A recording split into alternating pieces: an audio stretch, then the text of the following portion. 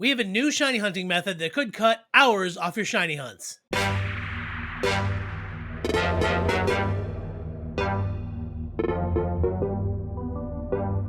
Hello everybody, Blaine here for Bridge4 Games. So yeah, we have some awesome news for all you shiny hunters out there.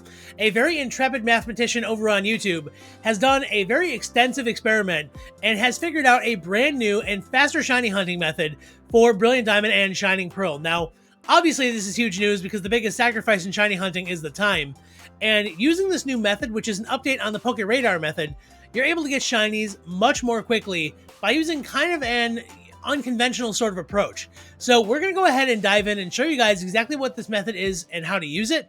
And we're going to show you guys how to set it up in your games and start catching all of your shinies right now. So we're going to go ahead and just dive right in. But before I do, I just want to take a second to ask that if you like the videos we have here on the channel, please make sure that you actually like them by hitting the thumbs up button. And of course, consider subscribing to the channel to become part of our amazing Pokemon community to make sure that you never miss any of the awesome videos like this one. All right, let's go ahead and take a look at what this news is, what's going on here. All right, so before we take a look at the new method, I want to take a look at the old method first so we can kind of refresh ourselves with how it works. So as you can see, when you use the Poke Radar, you're going to have Pokemon showing up in your shaking grass up to 4 patches away. Now, the listed chart here is going to be for catching the Pokemon and what your chain can, equate to with your shiny rates. Now, every time you catch a Pokemon, if you are going to the 4, square away, as we can see in the grid here, anywhere in that blue rectangle, again, it doesn't matter if you travel like 2 and 1 and 1 or something, it has to be 4 squares away from where you started. If you catch that Pokemon that you encounter, you will have a 93% chance of continuing that chain. Now, what that does break down to is the fact that the 7 chance of failure accrues over time. So basically, you have a 5% chance of getting a 40 chain. Now, it used to be much different back in the old Diamond and Pearl games. You had a much higher chance of achieving this. But because of that new, sort of change, a lot of people have been struggling to get to those 40 chains. But again, shiny hunters being the diehard crowd they are not going to stop. But when they do get to that 40 chain, they do have a 1 in 99 odds of getting a shiny. And it does have the odds of getting those perfect IVs as well. And on top of that, it will have the 1 in 25 effective odds, basically because you're getting 4 patches at a time, and each one is 1 out of 99. So yeah, I know it's not exactly 1 out of 25, but I'm just trying to make it kind of simple here and, for you guys to see. But so the major issue with this has always been that 5% chance, and getting there takes so much time because you have to catch 40 Pokemon to get there. So the new method kind of is focused on reallocating your time and reducing your chances of failure to make your overall time be more effective in catching your shinies. All right, so as we can see, the new method is based on the Poke Radar. Now, the new method is on average 1 hour faster than somebody who's just going to go and have average luck setting up a chain of 40 and then catch their shiny that way. Now, the one thing about this method that I have to stress, and I want to make sure you guys are aware, when you get to a 40 chain in the games, you are able to constantly, reset your Poke Radar to get shinies that way because your chances stay elevated at 1 in 99. So if you want to get like a Living Dex, for example, and you want to get, say, I don't know, Larvitar, Pupitar, and Tyranitar, you'd want to get 3 Larvitars, right? That method would be ideal because you can go to a 40 chain and catch those 3 shinies in a relatively short order, albeit with a higher chance of failure and a much longer amount of time investment to get there. This method that we have here is perfect for catching 1 shiny Pokemon that you're looking for. If you're trying to get multiple copies, this method is not as ideal as going for 40, but if your goal is just to get a shiny as quickly as possible, just to kind of check it off your list if you're doing a particular shiny hunt, this is the best way to do that because this method will save you a lot of time. So I just want to make sure that's clear because it is a much faster method, but it can't do everything the old method can. So that being said, let's go ahead and hop into this. Now, credit goes out to Spams over on Reddit. Now, he's the one who originally posted this. It actually has been up for a little while, this thing, and nobody really saw it until kind of recently. So what he posted here, he said he wanted to see if continually resetting the radar at a chain length less than 40 would be worth it because of how easily the chains can break. So he's kind of wondering, because once you get to, your chain, you can reset your radar to get new patches of grass, which effectively are more rerolls to try and get shinies. So he was wondering if it's more advantageous to get a smaller chain and reroll your radar more frequently to save time. Now, the rules he came up with here are that in his sample size, every player had to go to the grass patch that was 4-way and always had to catch the Pokemon. So this would ensure the 93% chance of continuing to kind of give the old method the best odds. Now on top of that, we have to assume for each radar that each time you use it, you get 4 patches of grass. Apparently it's possible to get less if things go haywire or something, but you're always pretty much going to get 4, patches, so that's why we're going with that. On top of that, he didn't add any other better odds because obviously the shiny charm doesn't work, so, we can't really get much help that way. And what's really incredible here, he actually got a lot of people together to kind of test this out and also ran some simulations.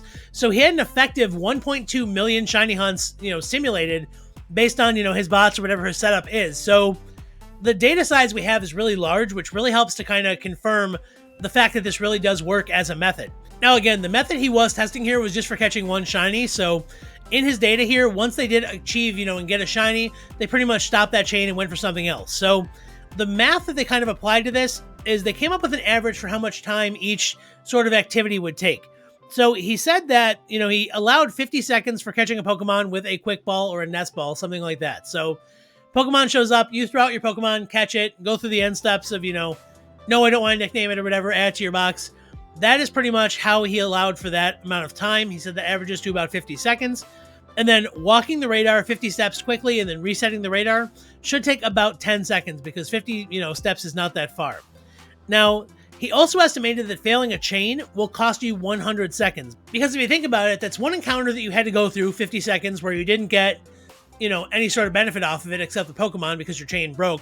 And then you have to reset it again, which is going to be another 50 seconds. Now, he actually didn't take into account having to use the radar, but that's only a couple seconds. So I feel like all these are very reasonable estimates for how long these things take, and certainly some can be a little bit longer, a little bit shorter, which he does kind of mention here. He says some Pokemon have lower catch rates, so obviously, things can apply differently, but the math at play really does work pretty much regardless because you're taking a lot of the time away from encountering the Pokemon to resetting the radar, which either way takes less time. So no matter what, the method is pretty foolproof for transferring a lot of that effort into the radar as opposed to encountering the Pokemon. Now, he also adds no human error has been added, but that makes sense. I mean, there's no way to really account for that. So, it is what it is. All right, so let's look at the actual results here in the data. So what he found was when you look at the amount of time that it takes from every single, chain length from 0 all the way up to 40 to, reset your radar and catch those Pokemon,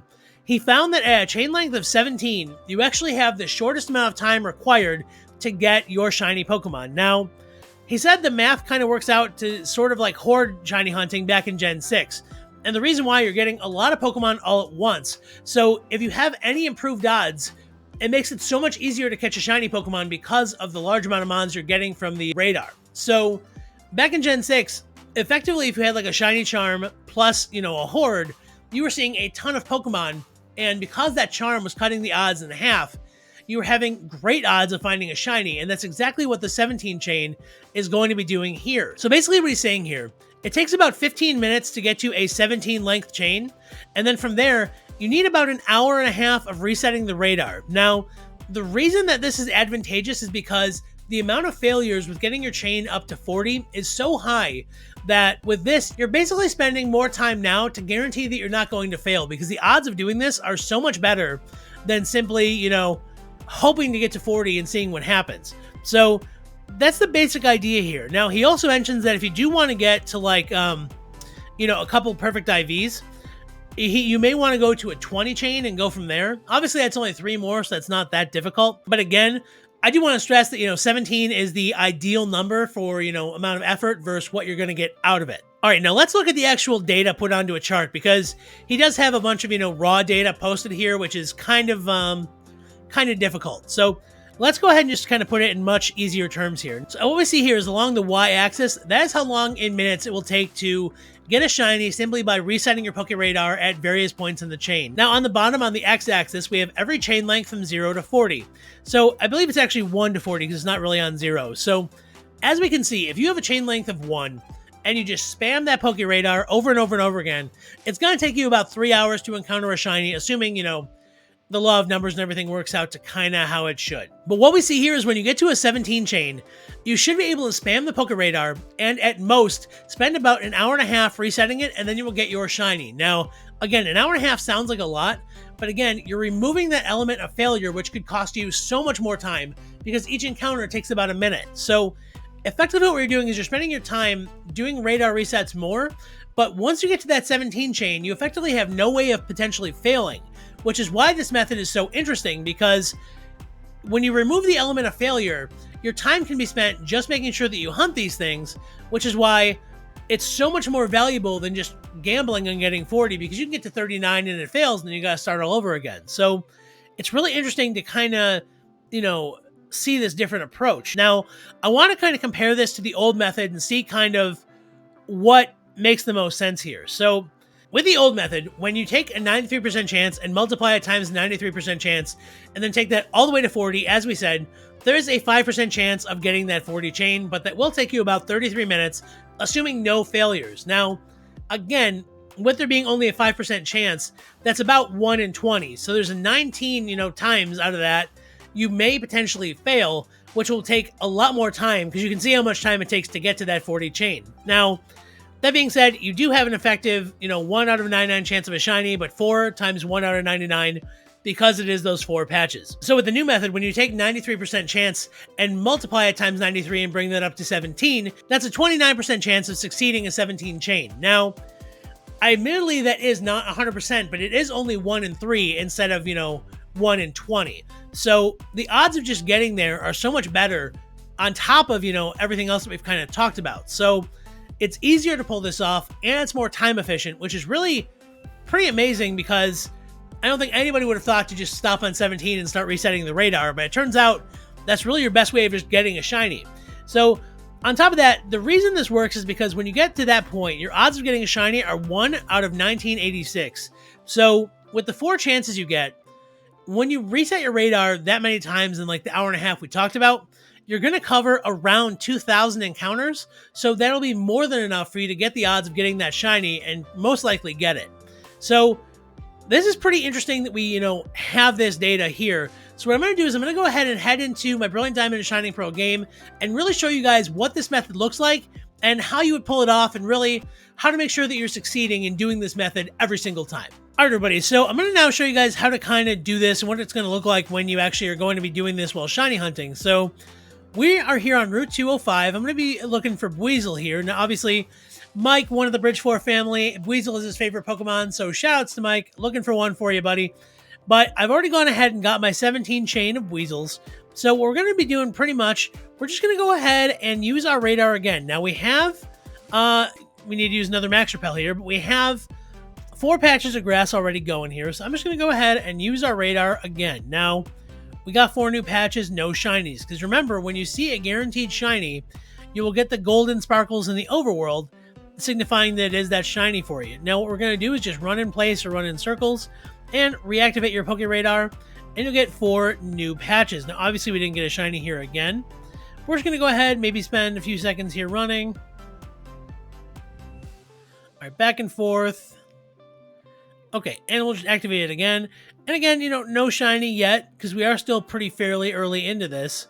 But what you want to make sure you're not doing, don't go into any more of those shaking patches, because every time you go into them, there is a chance that you're going to accidentally break your chain, and then you'll have to start this whole process all over again. Now, what I really like about this method compared to kind of some of the other methods, when you're using this method, again, the chance of failure is none once you get to that 17, as opposed to once you're trying to get to a 40, you can fail so often. Now, one thing I do want to make sure everybody knows, this method, aside from being good at getting the one Pokemon and not like several, it happens to be very inefficient with Max Repels. You need to get a lot of them, and it's just because you're going to be running around a lot. Now, it is possible if you're on a route like this one, remember that you are able to leave the grass if you want. So you could do something like this, get to your 50, go back in, and then just boom, reset the... Oh, battery's not charged enough. Okay, I need 3. 1, 2, 3. Okay. So you just need to go back in and reset it that way. That's a fairly reasonable way to do it. Just something to keep in mind. But again, when you are doing this, you're probably going to burn through your max repels a little more quickly than you would the other way around.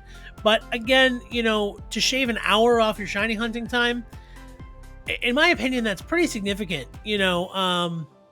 Because obviously, if you want to shiny hunt multiple Pokemon, or if you're going for several in a day, shaving off the hour can be the difference between 1 or 2 Pokemon that you may encounter. So it's a pretty big deal. So yeah, that's pretty much the way you're going to do this. So now, this whole video is pretty much a tutorial on how to actually pull this shiny process off. So what I'm actually going to be doing, I am doing a special shiny hunt later on this week, and I'm going to actually be covering this method all the way to actually getting a shiny in that video. So what I'm going to do, go ahead and make sure that you keep an eye on the channel here. Make sure you guys are subscribed and have the notification bell on, because as soon as that video drops, you guys will be able to see this method in action all the way to getting a shiny. And we're going to be hopefully using this method to kind of compare and make sure that, in real world trials, it is better. But again, according to, the data that we have and everything, this can save you guys a considerable amount of time, over time of you guys using it, and ultimately will lead you guys getting more shinies. And as far as I'm concerned, that's awesome to Marahey to split it. So that being said, everybody, go ahead and try this method. Please, give it a whirl. You have nothing to lose except, potentially shinies. And, try and, see what you can do with this, because really the options for this are endless, as long as the Pokemon you want to, hunt does come in a grass patch and is available in the Poké Radar. So there you have it, everybody. That is the brand new shiny hunting method that's been discovered and is considerably more efficient than just doing it the old-fashioned way of trying to get to a 40 chain, because of those changes they've made to Brilliant Diamond and Shining Pearl from the original games. Now, again, just to summarize for you, you want to get to a chain of 17 and then just start spamming the heck out of the Poké Radar as much as you can until, a shiny patch shows up. Because once that does, you will have a guaranteed shiny, and you will have potentially saved yourself hours of work by using this new method as opposed to the old one. I hope you enjoyed the video and found it informative, and most importantly, I hope you're able to find it helpful to get all these shiny Pokemon that you want, and I hope you're able to use it to make your shiny hunts just that much more efficient. That being said, everybody, I've been Blaine for Bridge4Games. Thank you all so much for stopping by and hanging out with me. Again, if you did like the video, please make sure that you absolutely giga impact that like button in the face, and of course consider subscribing to the channel to become part of our amazing Pokemon community to make sure that you never miss any of the awesome videos like this one. I hope each and every one of you have an awesome, epic, and amazing day, and remember that the best Pokemon games are the ones that you love to play, and the proper ways to play them are wherever you have the most fun. Happy holidays, and I will see you in the next video. See you around. Bye-bye.